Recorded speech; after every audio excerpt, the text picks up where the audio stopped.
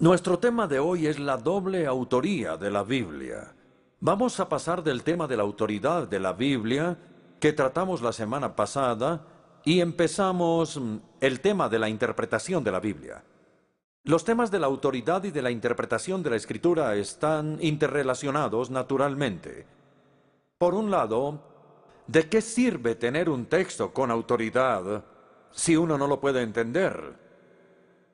Y por otro lado, ¿de qué sirve esforzarse por entenderlo si al final es un documento meramente humano? Lo que necesitamos es una Biblia que sea un texto con autoridad, como un texto inteligible y que no se cumpla solo un aspecto. Y esto es lo que Dios nos ha dado misericordiosamente a medida que intentamos descubrirlo en estos días. Pero antes de que lleguemos a los principios principales de la interpretación, que será mi tema del próximo jueves, debemos captar la naturaleza del libro que va a ser interpretado.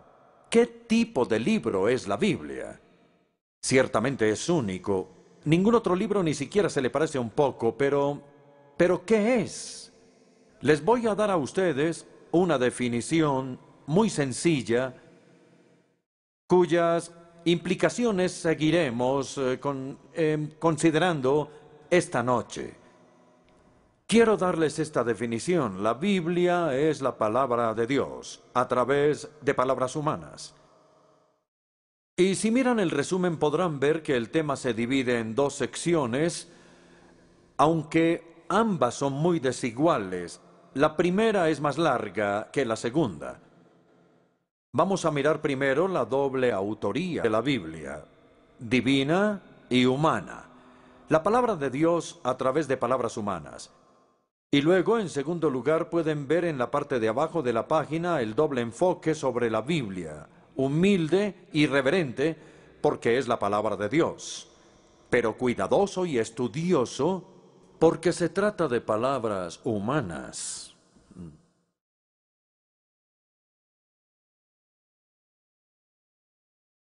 Los cristianos evangélicos siempre desean evitar los extremos opuestos de lo que ellos usualmente llaman fundamentalismo por un lado y liberalismo por el otro. Los que se llaman fundamentalistas declaran que la Biblia es la palabra de Dios y punto final. El hecho de que autores humanos hayan estado involucrados es irrelevante para ellos porque creen que los autores humanos jugaron un papel pasivo, inactivo, y que se les habían suspendido sus facultades durante el proceso de inspiración. Ellos piensan que los autores bíblicos son algo así como instrumentos musicales o como máquinas a las que se les dicta o computadoras. Y no consideran que los autores de la Biblia hayan jugado ningún papel de una manera activa y menos aún consciente. Los llamados liberales, por otro lado, se van al extremo opuesto.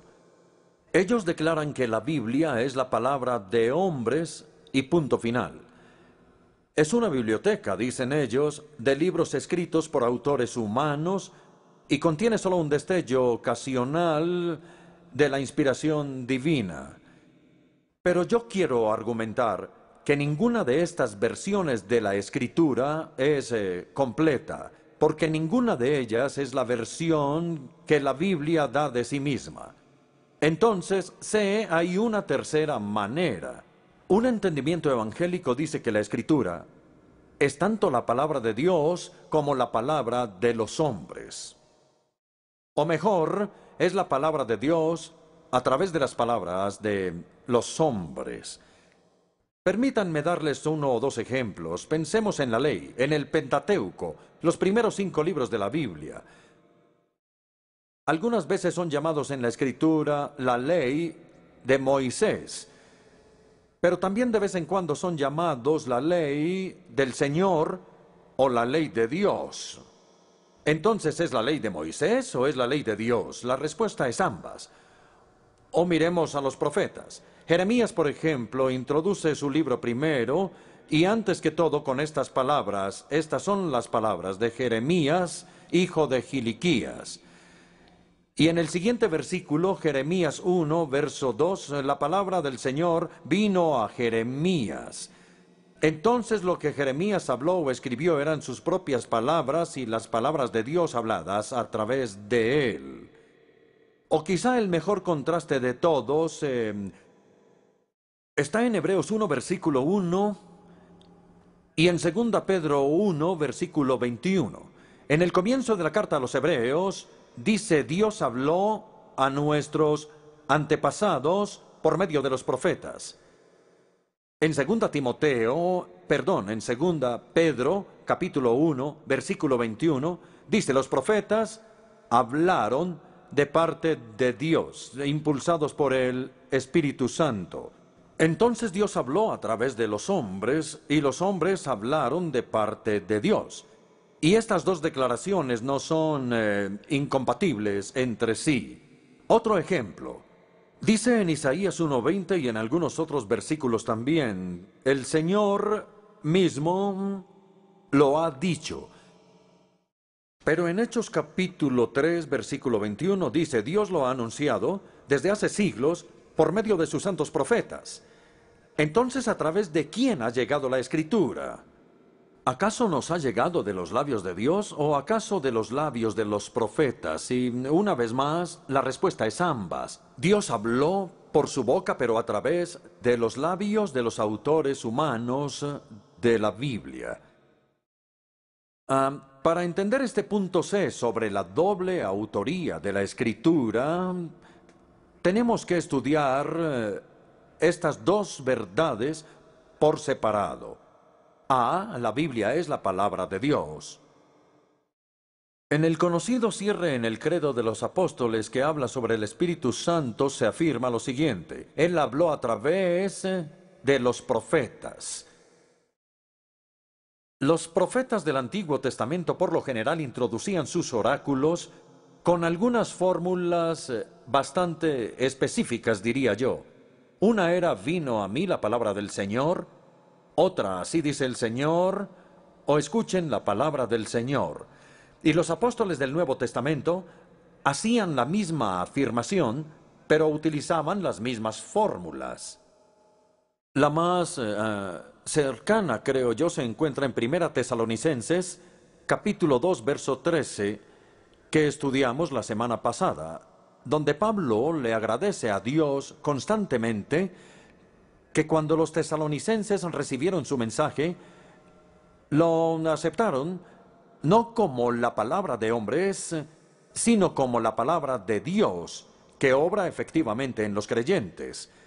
Este es un apóstol de Jesucristo que afirma que Él es portador de la palabra de Dios. Es lo que Pablo afirma. La declaración clásica de la obra del Espíritu Santo en la obra de la inspiración de la Biblia se encuentra en 2 Timoteo, capítulo 3, versículo 16.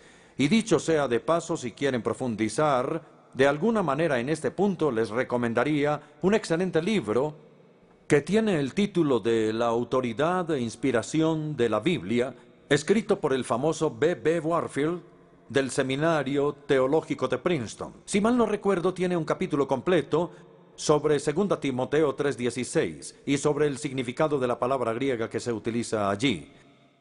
La nueva versión internacional traduce 2 Timoteo 3:16 con 4 palabras y es inspirada por Dios. Pero estas 4 palabras en español son una sola palabra en la frase en griego, theopneustos.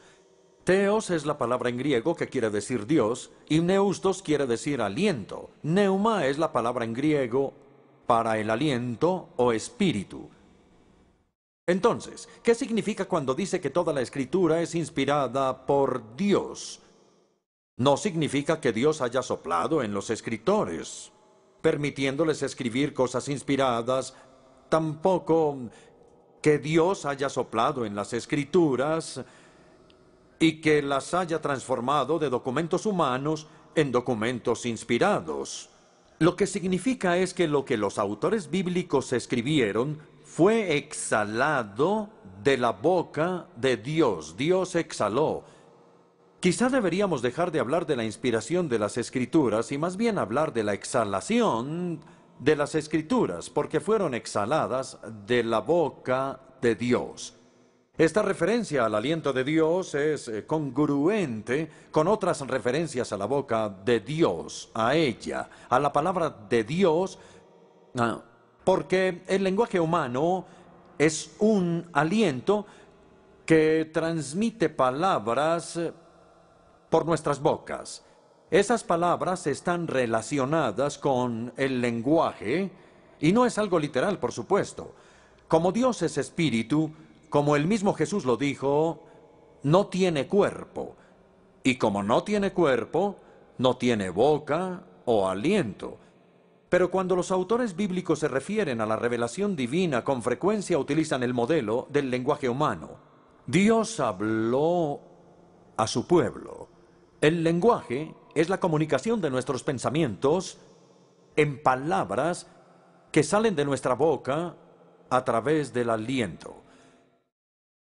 Una de las mejores descripciones de esto en la Biblia se encuentra en Isaías 55. Isaías 55, versículo 8, Dios dice, porque mis pensamientos no son los de ustedes, ni sus caminos son los míos, afirma el Señor. Versículo 9, mis caminos y mis pensamientos son más altos que los de ustedes y más altos que los cielos sobre la tierra. En otras palabras, nuestras mentes no pueden acceder a la mente de Dios. Sus pensamientos son mucho más altos que nuestros pensamientos, como los cielos están más altos que la tierra, que quiere decir una infinidad. Entonces es imposible para nuestras pequeñas mentes finitas escalar hasta la mente infinita de Dios. Es imposible para nuestras pequeñas mentes penetrar la mente de Dios. No hay escalera por la que podamos llegar hasta la mente de Dios. Si Dios hubiera callado, no habríamos podido saber lo que estaba pasando por su mente. De hecho, ni siquiera podemos leer los pensamientos ajenos. Si yo me parara aquí en el púlpito en silencio, ¿ustedes creen que podrían adivinar lo que yo estoy pensando? Inténtenlo. ¿Tienen idea de lo que yo pensaba? Pues les diré, estaba subiendo por el campanario de All Souls afuera. Pero ustedes no tenían ni la menor idea de qué estaba pensando, ¿verdad? Porque estaba callado. Pero en este momento ustedes saben exactamente lo que estoy diciendo porque estoy hablando. Y al hablar, estoy poniendo los pensamientos de mi mente en las palabras de mi boca. Las palabras de nuestra boca comunican nuestros pensamientos, lo que tenemos en mente. Es así como nunca sabríamos lo que hay en la mente de Dios si Él hubiera callado. Pero la buena noticia es que Dios no se quedó callado. Él ha tomado la iniciativa de hablarnos y revelarnos sus pensamientos. Entonces voy a volver por un momento a Isaías 55, versículos 10 y 11.